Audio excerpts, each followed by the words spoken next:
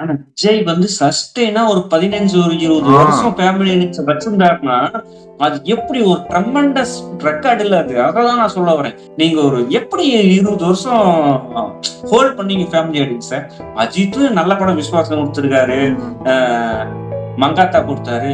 அஜித்துக்கு ஃபேமிலி ஆடியன்ஸே வந்தது கிடையாது, என்னைக்குமே வந்தது கிடையாது. ப்ரோ விஜய் எப்பயுமே பாத்தீங்கன்னா மாஸ் படத்துல என்ன பண்ணுவோம், ஃபேமிலி இருந்துகிட்டே இருக்கும். நீ அஜித் படத்துல மங்காத்தா ஃபேமிலி இல்லாம ஃபேமிலியே காட்ட மாட்டாங்க. ஆனா விஜய் படத்துல இந்த படத்திலே பாருங்க கண்டிப்பா ஒரு ஃபேமிலி, அவருக்குன்னு ஒரு ஃபேமிலி.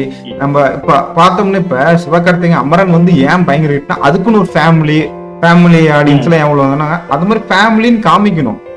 இப்ப விஜய் படத்துல எல்லா படத்துலயுமே பாத்தீங்கன்னா ஒரு ஃபேமிலி கண்டிப்பா ஒரு அம்மா இருப்பாங்க, ஒரு அப்பா இல்லைன்னா ஏதோ தாத்தா பட்டியாவது இருப்பார். நீ பிகில் எடுத்துக்கலாம், மெர்சல் எடுத்துக்கலாம், நீ இப்ப ஜனநாயகன்ல பாத்துக்கலாம் அம்மா இருக்கு வைப்பாங்க, எல்லா படத்துலயுமே இருப்பாங்க. ஏன் ஓட்டு எடுத்துக்கோ பிகில் படத்துல காலமே ராயப்பி சாய்கிருஷ்ணன் அப்படியே லைட்டா கண் கலங்கும். விஜயோட படத்துல எல்லா படத்துலயுமே ஒரு சீன் கண் கலங்குற மாதிரி. இந்த ஜனநாயகன்ல இல்ல, கடைசி 2-4 செகண்ட் கிளிம்மிங்ஸ் ஒரு மாதிரி இருந்துச்சு தவிர படத்துல அந்த எமோஷனல் தான் மிஸ் ஆகுது ஜனநாயகன்ல.